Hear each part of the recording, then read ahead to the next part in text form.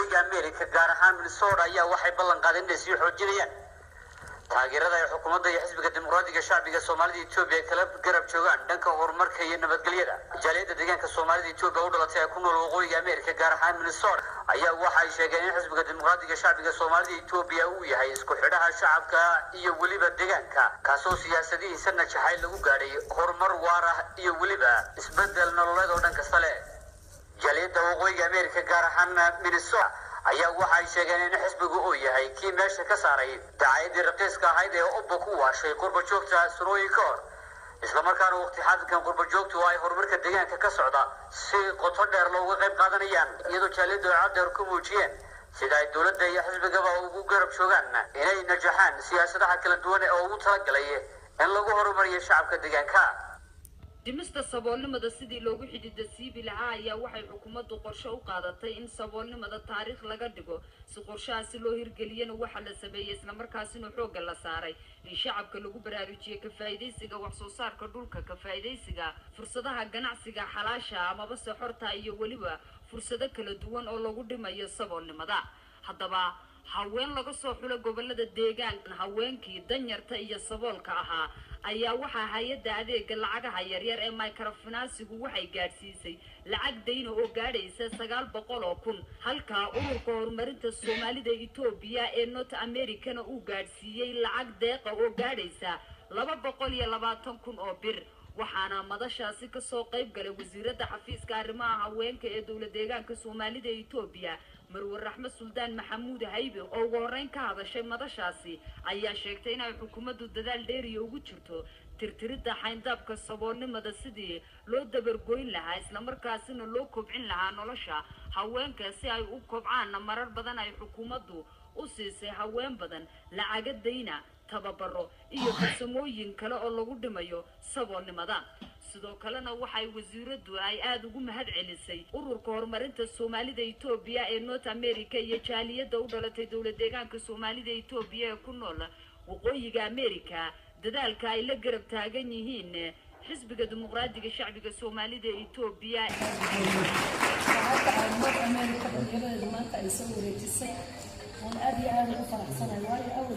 حكومة أنظر لعبه ويشوفه لكن من هربته من يروح لعبه تكلفه والله يا هواك الله محفوظ شقيستان ما كأبي هذا يوم من العلم يا لمير بالنوت أمريكا خطر الاستقلال طيب لعبته يجوه ويشوفه حكومة الدولة دينك الصومالية إثيوبيا يحسب الديمقراطية الشعب كصومالية إثيوبيا أي إندويد بكوه لنين معنين بمعنى تقدم بيسنا أي حواري في قوين سوسري dhaqaalaha dumarka loogu abuur lahaa dhaqaale laxaad leh haweenkan waxaan leeyahay lacagtan midna amaahda tahay inaad dib u soo celisaan 5 sano kadib la doonayo iyo lacagtan deeqda ah labadaba waxaa la doonayaa isbedel ballaaran inaad la timaadaan. sidoo kale waxaa halkaasi ka hadlay maareeyaha hay'adda adeega lacagaha yaryar ee dowladda deegaanka Soomaalida Itoobiya mudane Maxamed Cabdiraxmaan Macalin oo sheegay in hay'adani ay u taagan tahay kobcinta iyo kor u qaadida adeegyada loogu talagalay inay shacabka u fidiso sidaas darteedna loo baahan yahay in haweenkan maanta gudoomiye lacagtan deynta ay ka faa'iideystaan iyagoo u hoggaansamaya shuruucda iyo sharciga hay'adda. أفضل ما صدق العقل والتطوير كل هوايتنا بروفينانس waxaan bixinaa lacag deyn laakiin lacagta deynta ah waxay daba taagan tahay dumar hore oo ilaa 20,000 oo qof iyo hadda microfinance-ka deyn ka qaatay waxa weeyaan sumcaddii dumarka hore ay keeneen iyo wanaagii ay keeneen iyo natiijadii ballaarneyd ay gaareen kuwa hore ee horumarka ay kaga qayb galayeen iyo kolba la inii soo xulaya marka inagana kulaahin carab quuriyo ah gudoomiyaha ururka horumarinta Soomaalida Itoobiya ee waqooyiga Ameerika oo sheegay in mar walba iyadu ay u taagan tahay sida ay taageero buuxda u nool guud ahaan deegaanka Soomaalida Itoobiya. waxaan maanta wareejinaynaa lacagtii waqooyiga Ameerika ee ururka horumarinta Soomaalida Itoobiya gaar ahaan gobolka Minnesota waxaana ku wareejinaynaa xukuumadda dowladda deegaanka Soomaalida Itoobiya xafiiska haweenka iyo carruurta Marwar Raxmed Suldaan Maxamuud Haybe oo ay guddoonsiin doonto dumar 9 ah oo shaqo abuuris loogu sameynayo midaasoo ka mid ah qorshaha lagu horumarinayo shacabka ku nool dowladda deegaanka Soomaalida Itoobiya waxaana u mahad celinaynaa guud ahaan shacabkii ku noolaa gobolka Minnesota ee ka qayb qaatay bixitaanka lacag horumarintii iyo la dagaalankii saboolnimada hawshaasi xisbigooda shaqadaas fiican haya baayaduna ah mid ay aad maaragtay noo gashay oo wanaaggaas faraha badan bacni soo jiitay finansiga oo natiijada kala soconay inay qiimo fara badan oo shaqo abuuris ay ugu samaynayso dumarka iyo haweenka iyo dadka maaragtay kor loo soo qaadayo shir aad loo soo agaasimay oo ka dhacay magaalada Minneapolis ee dalka Mareykanka ayaa iyadoo lagu taageerayay socdaalkii taariikhiga ahaa ee madaxweynaha dowlad deegaanka Soomaalida Itoobiya Mudane Cabdi Maxamed Cumar uu ku tagay qaaradda Australia shirkaas oo uu madaxweynuhu jaaliyadda ka soo jeeda dowlad deegaanka Soomaalida Itoobiya uu ku booriyay inay dalkii dib ugu noqdaan lana tagaan aqoontii iyo waaya aragnimadii ay ka korsadeen dalka Australia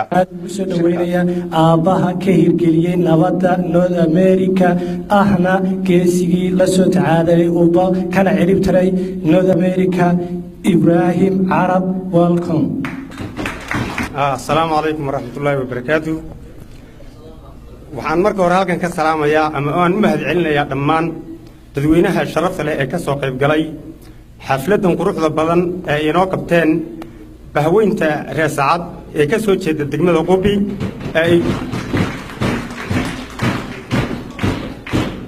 ay ku taageerayaan bahweynta reesacad ay ku taageerayaan socdaalkii taariikhiga ahaa ee madaxweynaha dowlad deegaanka Soomaalida Itoobiya uu ku tagay wadanka Australia ee la magac baxay soo aftaridii Ubbo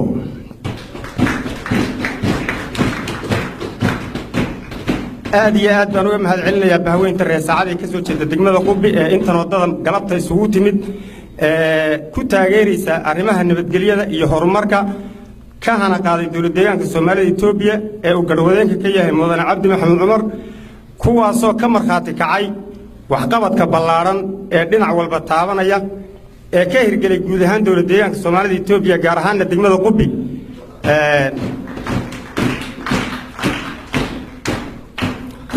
arrinta ayada ah waa mid bahweynta reesacadna ay sharaf ku leedahay qiritaanka iyo xaqiijinta iyo taageeridda iyo garab istaagga ay xukuumadda iyo madaxweyne Cabdi Maxamed ay la garab taagan yihiin kana soo horjeedaan shakhsiyaadka afkaarta khaldan aaminsan ama la shaqeeya ururada argagixisada ah ee ka soo haray haraadiyii Ubbo iyo nimanka kale ee SSI-da ah arrintaasina waa mid cad oo markhaati cid walba ay ka tahay mowqifkooda in ay si midaysan oo wada jir ah ay uga soo horjeedaan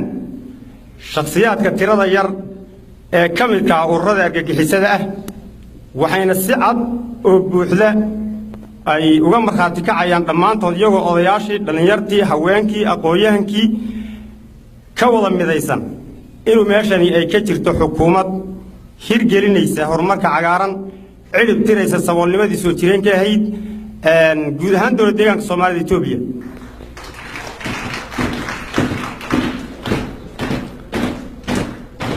waa markii koowaad ee degmo ka mid ah dowlad deegaanka Soomaalida Itoobiya ay isugu yeedho jaaliyaddan ballaaran ee ku nool North America dad intaa dhan iyaga oo maanta martiqaadkan iyo afurkan ay iska leeyihiin bahweynta reesacad waa markii koowaad ee ay dhacdo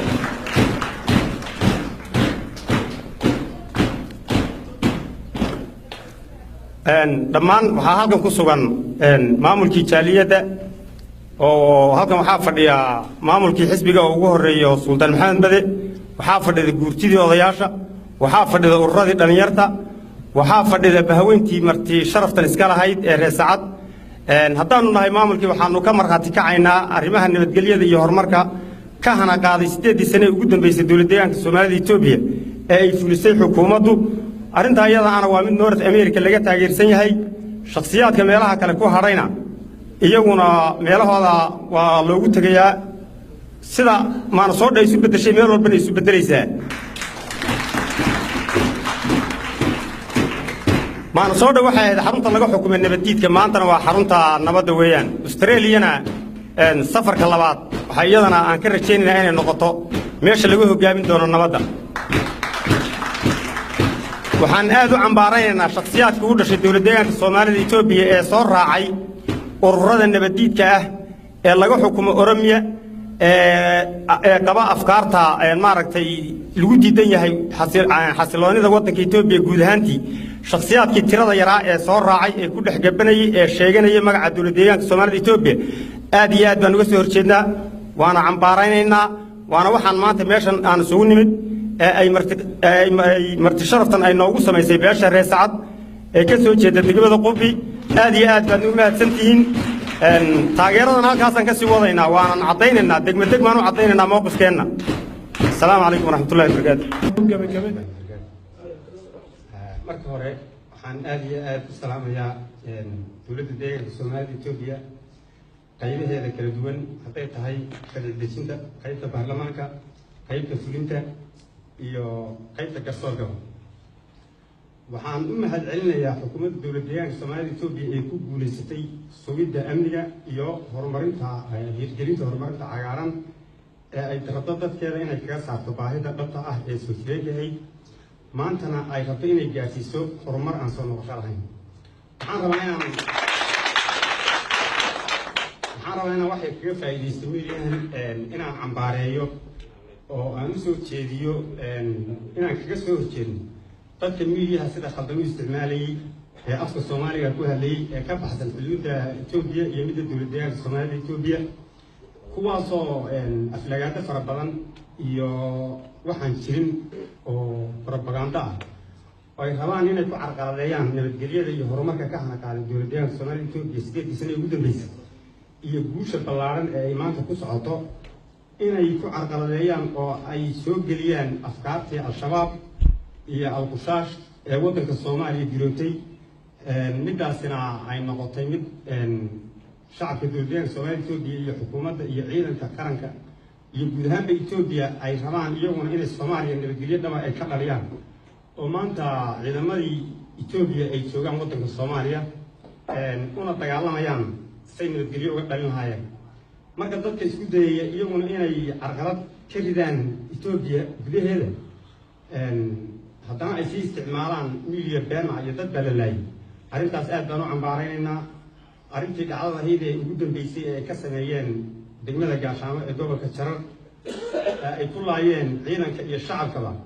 wixii ku dhintay ee shacabana waan u tacsiyeenaynaa wixii ciidan ahaa ee ku dhintayna waan u tacsiyeenaynaa dadkii soo weerarayna waanu la xisaabtamaynaa waana iska celinaynaa ciidankii difaacayna waxaan leenahay hambalyo aad iyo aad baan ugu mahadsantihiin arrintaasina waa mid muqadis ah ilaalinta xuduudda iyo adkeynta ku dhaqanka sarreynta sharciga ee ka jirta dowlad deegaanka soomaalida Itoobiya ciddii doonaysa inay iska indhatirtana ma aha mid ay u suurtoobayso